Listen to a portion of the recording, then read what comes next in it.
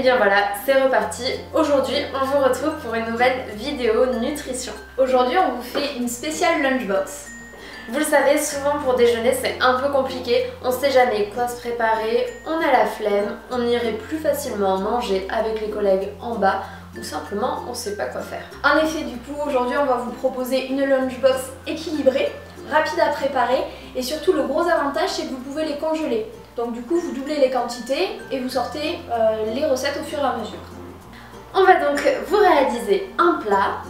Des galettes de pommes de terre et de poireaux. Je vous rappelle que le poireau, c'est vraiment le légume de saison. Des boulettes. Végétariennes ou au poulet. Et un dessert pour bien finir. Alors pour le dessert, on va vous faire un gâteau invisible aux pommes et aux poires.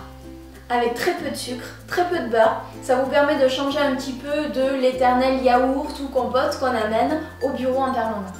Alors on va commencer par le plat. Donc on va faire des boulettes de poulet. Donc pour ça vous allez avoir besoin de poulet, de graines de sésame, de poireaux, de sauce soja, de sauce gnocchi, de vinaigre de riz et de maïzena. À côté on va faire les falafels. Donc pour les falafels vous avez besoin de pois chiches, de persil, de thym et d'ail. Vous avez aussi besoin donc pour les galettes de poireaux, pommes de terre, de pommes de terre et de poireaux, d'oignons et de thym.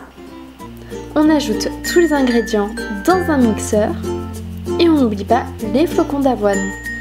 Pendant ce temps, préchauffez votre four à 180 degrés.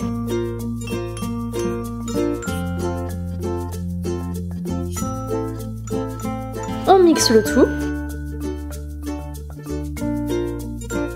et on fait ces petites boulettes. N'hésitez pas à rajouter un peu de maïzena si vos boulettes sont trop collantes.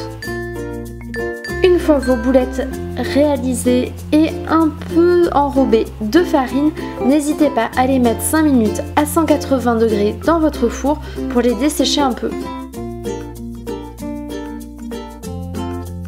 On fait la même chose pour les boulettes végétariennes.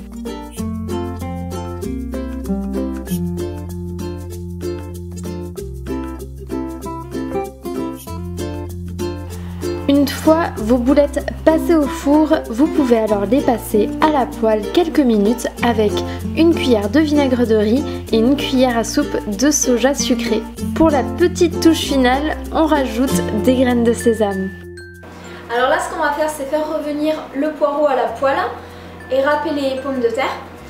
Ce qu'il faut savoir sur le poireau, c'est que c'est un excellent légume, c'est-à-dire que c'est très riche en fibres, très peu de calories. Et surtout, vous pouvez l'utiliser de manière variée. Là, on a essayé de faire une recette qui change des fondus de poireaux ou des veloutés de poireaux. Pendant que le poireau coupé en fines lamelles dort dans une poêle, râpez votre pomme de terre. On mélange alors le poireau et la pomme de terre avant de les faire dorer à feu très doux sur une poêle. Aidez-vous d'un emporte-pièce pour réaliser vos galettes.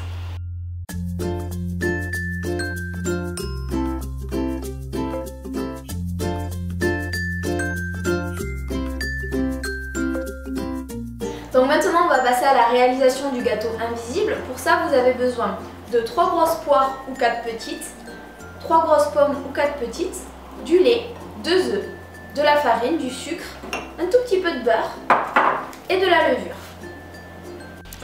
On va mélanger tous les ingrédients pour réaliser dans un premier temps la pâte de notre gâteau.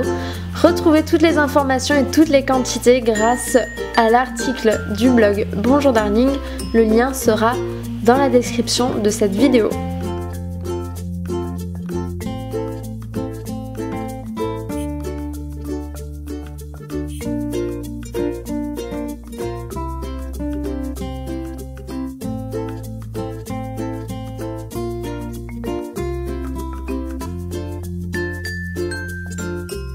On répartit alors la pâte dans 2 saladiers, un comprendra les pommes, le second les poires.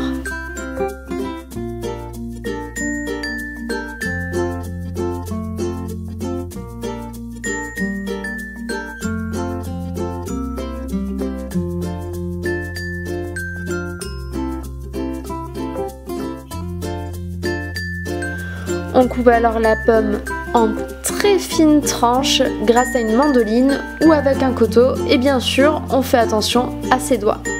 On recouvre immédiatement les pommes dans le mélange afin qu'elles ne s'oxydent pas. On fait la même chose pour les poires qu'on ajoutera au second saladier.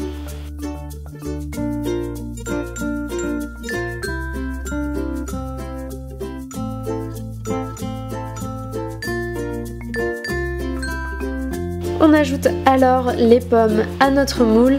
Nous on avait choisi un moule à cake, mais on vous recommande vivement un moule à gâteau au rond qui vous permettra d'avoir une meilleure cuisson, moins difficile pour le coup pour votre gâteau. Et un rendu certainement plus joli que le nôtre, bien que délicieux.